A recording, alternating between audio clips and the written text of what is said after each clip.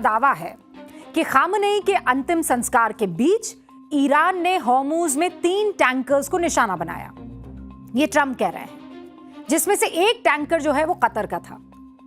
दूसरी तरफ ईरान ये वार्न कर रहा है, चेतावनी दे रहा है कि शिप के लिए रूट तय था, अलग अलग रूट इस्तेमाल क्यों कर रहे हो, सुरक्षा की गारंटी हमारी फिर नहीं है। ट्रंप दावा कर रहे हैं कि हॉर्मुज स्ट्रेट में जहाजों पर हुए हमलों के बाद ईरान ने समझौते की शर्तों का उल्लंघन किया है और इसीलिए यह एमओयू रद्द होता है। ईरान दलील दे रहा है कि अमेरिका ने हॉर्मुज में जानबूझकर दखल दिया है। ईरान के तेल एक्सपोर्ट पर फिर से बैन लगाने की खबर अब आ चुकी है। ईरान के विदेश मंत्री अब्बास आरगची ने यह कहा कि धमकियों के माहौल में बताइए कैसे कोई समझौता करेगा। नहीं करेंगे हम समझौता। अमेरिका को अपने पुराने समझौतों का सम्मान करना होगा, वरना नो समझौता।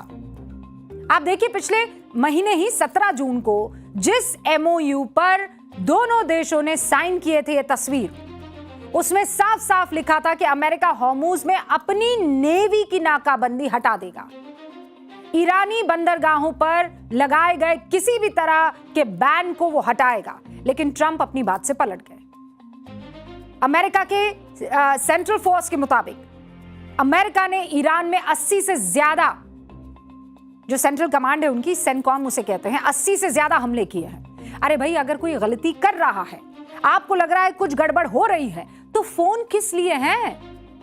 ये भाई साहब फोन कर करके तो बड़ा कह रहे थे, ऑपरेशन सिंदूर रुकवा दिया, पाकिस्तान को मना दिया, ये कर दिया, वो कर दिया। एक फोन कर देते ना ईरान में, क्या हो रहा था?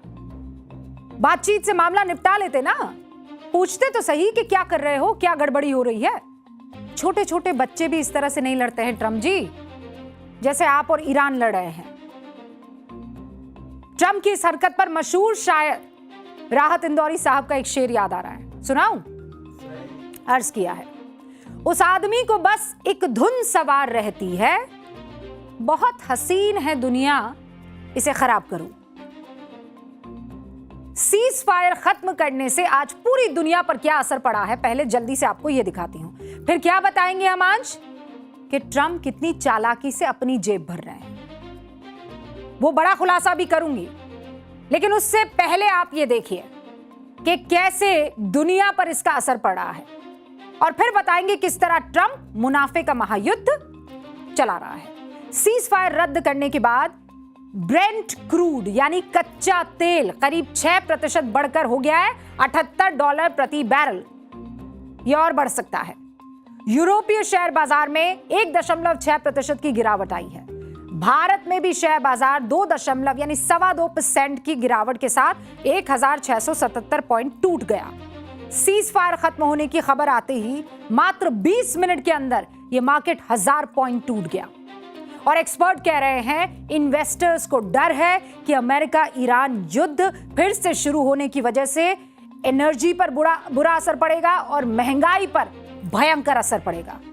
स्ट्रेट ऑफ हॉर्मुज में ऑयल टैंकर्स पर ईरान के हमले के बाद 4 ऑयल और गैस टैंकर्स बीच रास्ते से वापस लौट आए हैं।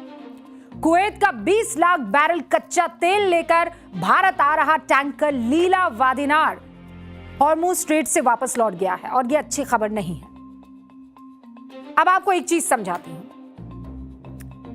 जब अमेरिका और ईरान के बीच मिसाइलें बरस रही थी, लोग जब बेमौत मारे जा रहे थे, कच्चे तेल में जो दाम थे उसमें आग लगी हुई थी, तब कैसे ट्रंप के दोस्त मोटा माल कमा रहे थे। सोची समझी कैलकुलेशन के तहत यह सब कुछ हो रहा था, और ट्रंप इसके बदले में तगड़ा कमीशन कूट रहे थे। और मैं आपको पूरा खेल दिखाती हूं। आप उस खेल के लिए तैयार हैं? तैयार हैं। चलिए भाई, सबसे पहले बोर्ड बाबू को करेंगे हम प्रणाम। ठीक है, अब आपको मैं एक एक करके चीजें समझाने की कोशिश करती हूं, ठीक है? लेकिन बेहतर यह होगा कि लिख के समझाने से बेहतर है कि मैं आपको ऐसे समझाऊं कि कैसे जो ट्रंप है उसने एक के बाद एक ऐसे बयान दिए हैं, इस तरीके के बयान दिए हैं कि हालात बस 2 मिनट दीजिए, ये आ गए, ठीक है।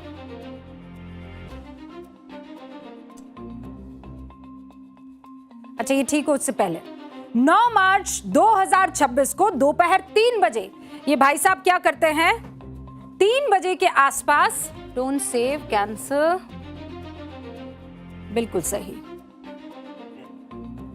मार्केट का भेदी माल कमाए। कैसे?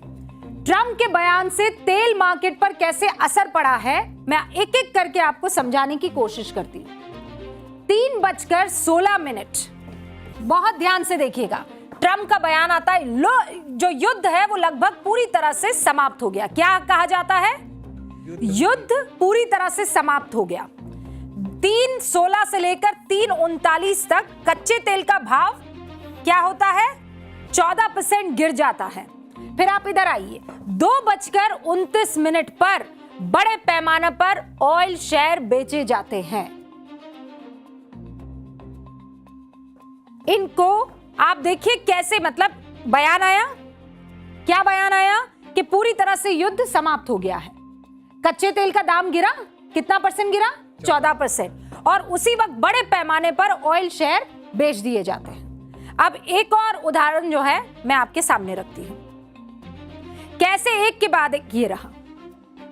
अब ये 23 मार्च है, 23 मार्च को भी कुछ ऐसा ही होता है।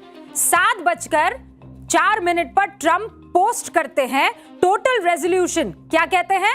Total resolution. इसका मतलब ये पूर्ण समाधान। इसका मतलब आप क्या निकालेंगे कि सब कुछ ठीक हो गया है ना, कि समाधान निकल गया है। 7:06, 2 मिनट के बाद क्या होता है? तेल की कीमत जो है वो 10% गिर जाती है। और फिर क्या होता है? 6:48 से 6:50 के आसपास ऑयल शेयर बेच दिए जाते हैं। ये कब की मैं बता रही हूं? 23 मार्च की। 23 मार्च को आप टाइम नोट कर लीजिए। एक ही झटके में करोड़ों करोड़ों रुपए आप अपने पॉकेट में दे देते हैं। अब मैं अगले क्लिप के पास आती हूं। ये क्या है? 9 अप्रैल। 9 अप्रैल को क्या करते हैं वो? एक बयान देते हैं 1:18 पर। ट्रम्प का टैरिफ लगाने का ऐलान आता है।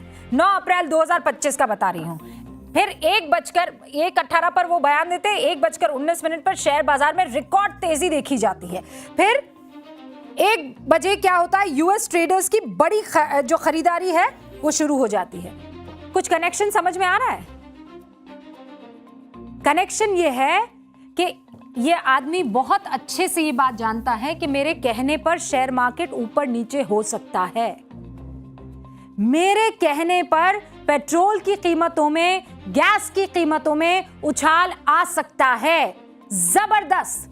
तो अपने दोस्तों को फायदा पहुंचा। और ये वो लोग थे जो शेयर खरीद रहे थे और बेच रहे थे। बहुत सारी ऐसी रिपोर्ट से जिसमें ये पता चल रहा है, ऐसे लोग थे जो बड़े पैमाने पर इनको और इनकी पार्टी को डोनेशन देते हैं, पैसा देते हैं, चंदा देते हैं। ऐसे लोग हैं जो इनके दाएं हाथ के बगल में खड़े हुए दिखाई देते हैं।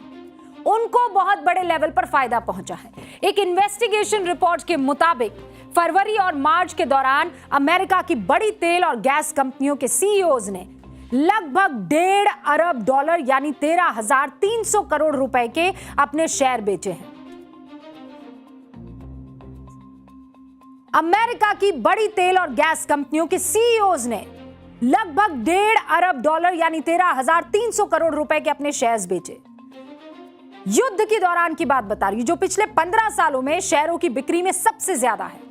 इनमें से करीब 12 कंपनियों ने अब तक बिक्री के सारे रिकॉर्ड तोड़ दिए हैं। मई 2024 में ट्रंप ने तेल कंपनियों के सीईओ से अपने इलेक्शन कैंपेन के लिए $1 अरब देने को कहा और बदले में डोनाल्ड ट्रंप ने पता है क्या वादा किया कि वो ऑयल इंडस्ट्री को बढ़ाने के लिए इलेक्ट्रिक गाड़ियों और विंड एनर्जी पर पूर्व राष्ट्रपति बाइडेन की नीतियों को खत्म कर देंगे, लेकिन लेंगे कमीशन। ट्रंप कहते हैं क्या, वो क्या है मेरे हाथ में, ये पेन है। अच्छा, अगर लकड़ी का होता तो अंग्रेजी में क्या बोलते हैं? पेंसिल। हाँ, तो ट्रम्प कहते हैं पेंसिल और फिर सीज फायर कैंसिल। ये सब हो रहा है। और क्यों हो रहा है? क्योंकि इसमें ट्रम्प का फायदा है। क्या फायदा है वो आपको मैंने अभी बताया। तेल का खेल निराला है हुक्म, लेकिन तेल के टैंकरों के साथ कमाई का जरिया असला और बारूदों की इंडस्ट्री को भी बड़े लेवल पर बढ़ा देता है। अमेरिका और इजराइल ने मिलकर ईरान के खिलाफ जो सैन्य एक्शन शुरू किया, उसकी वजह से आप जानते हैं हथियार बनाने वाली बड़ी बड़ी कंपनियों की तिजोरी कितनी तेजी से भरी है।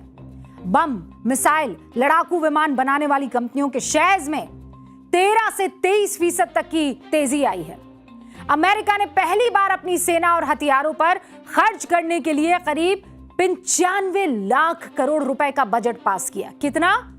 95 लाख करोड़ रुपए का बजट। इतिहास में आज तक किसी देश ने सेना पर एक बार में इतना पैसा नहीं लगाया।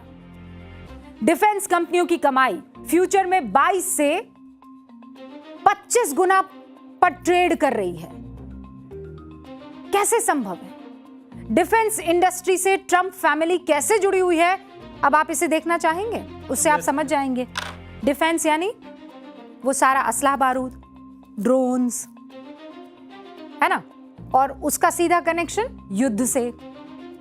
वॉल स्ट्रीट जर्नल और ब्लूमबर्ग के हेडलाइन के तरफ नजर डालिए। गौर से इस हेडलाइन को देखिए और खेल को समझिए। डोनाल्ड ट्रंप के दोनों बेटे एरिक ट्रंप और डोनाल्ड ट्रंप जूनियर एक ड्रोन कंपनी में निवेश करते हैं। इसी साल फरवरी के अंत में दोनों इस पावर यूएस नाम की कंपनी में सलाहकार के तौर पर जुड़ जाते हैं। 28 फरवरी यानी फरवरी की आखिरी तारीख अमेरिका ईरान पर हमला कर देता है। इस कंपनी ने खाड़ी देशों को ड्रोन इंटरसेप्टर्स बेचने की कोशिश की, हालांकि बातचीत अधूरी रह गई। अब फिर जून में अमेरिका ईरान के बीच सीज फायर हुआ।